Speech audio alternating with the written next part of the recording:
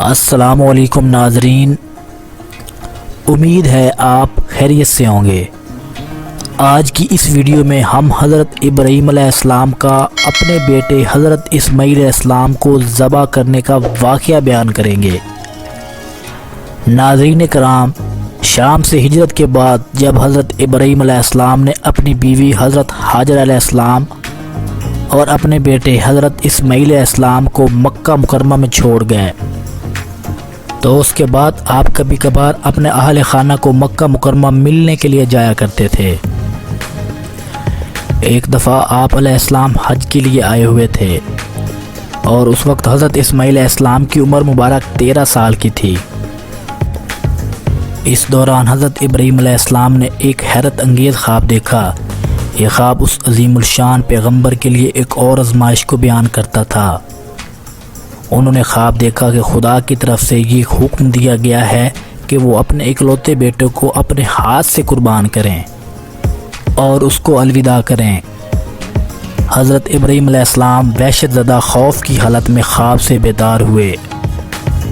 وہ جانتے تھے کہ پیغمبروں کے خواب حقیقت اور شیطانی وسوسوں سے پاک ہوتے ہیں، لیکن اس کے باوجود 3 راتوں میں یہی خواب دیکھا جو اس عمل کے لازم ہونے اور اسے انجام دینے کی تاکید تھی۔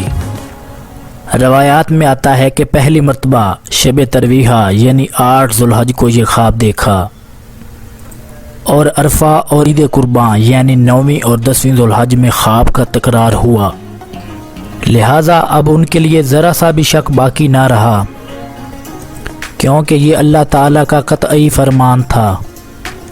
ابراہیم علیہ السلام جو بار بار امتحان خداوندی کی گرم پٹی سے سرفراز ہو کر باہر آ چکے تھے، اس دفعہ بھی چاہیے تھا کہ بحر عشق میں کود پڑیں اور خداوند کے فرمان کے سامنے اپنا سر جھکا دے، اور اس فرزند جس کے لیے آپ نے زندگی کا ایک لمبا عرصہ گزار دیا تھا اور اب وہ ایک آبرومند نوجوان تھا، اور اسے اپنے ہاتھ سے ذبح کر دیں۔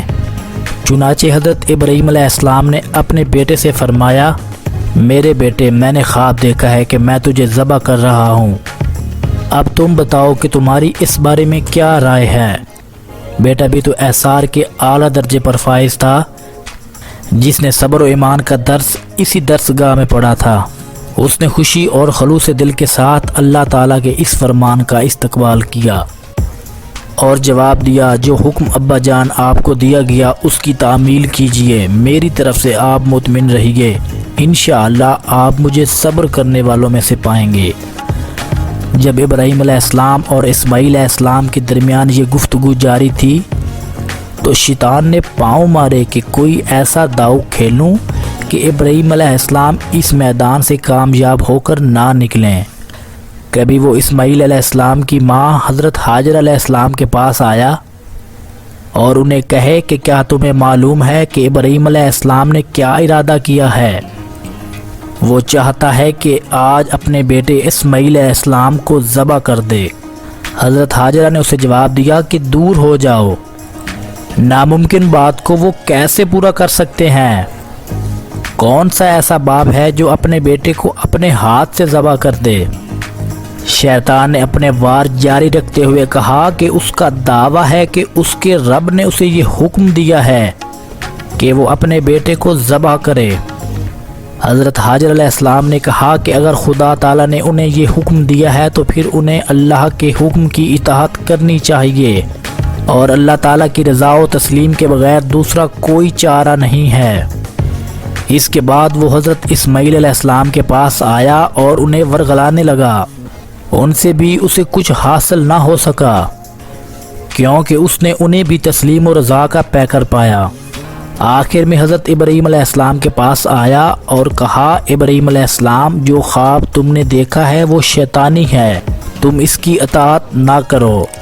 ابراہیم علیہ السلام نے نور ایمان اور نبوت کی آنکھوں سے اسے پہچان لیا۔ چلا کر شیطان کو کہا کہ دور ہو جاؤ اے شیطان۔ ایک حدیث میں ہے کہ حضرت ابراہیم علیہ السلام مسجد حرام کی طرف آئے تاکہ بیٹے کی قربانی دیں، اور شیطان ان کے پیچھے دوڑا اور جمرہ اولا کے پاس آئے، شیطان کو دیکھا، اس کو 7 پتھر مارے۔ اس کے بعد وہاں سے جمرہ دوم پر آئے۔ شیطان کو دیکھا تو دوبارہ 7 پتھر اسے مارے، یہاں تک کہ جمرہ عقبہ میں آئے تو 7 پتھر اسے مارے اور اسے ہمیشہ ہمیشہ کے لیے اپنے سے مایوس کر دیا۔ اس دوران کیا کیا حالات پیش آئے قرآن نے اجمالاً بیان فرمایا اور صرف اس عجیب معاملے کے احساس پہلوؤں کو ذکر فرمایا ہے۔ بعض مفسرین نے فرمایا کہ باپ کے فداکار بیٹے نے یہ ارادہ کیا کہ اپنے باپ کے اس امر کو پورا کرنے میں اس کی مدد کرے اور ماں کے رنج و غم کو دور کرے۔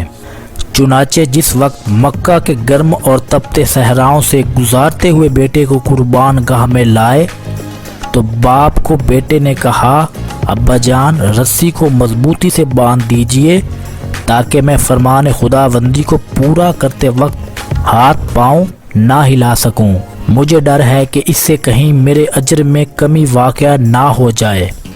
ابا جان چھری تیز کر لیجئے اور تیزی کے ساتھ میرے گلے پر چلائیے تاکہ اس کو برداشت کرنا آپ کے لیے بھی اور میرے لیے بھی آسان ہو جائے۔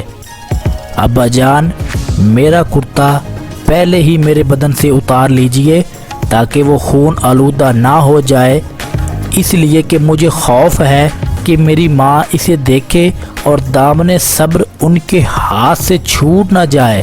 پھر مزید کہا، میرا سلام میری ماں کو پہنچا دیجئے گا اور کوئی امر مانے نہ ہو تو میرا کرتا ان کے لیے لے جائیے جو ان کے لیے تسکین کا باعث بنے گا۔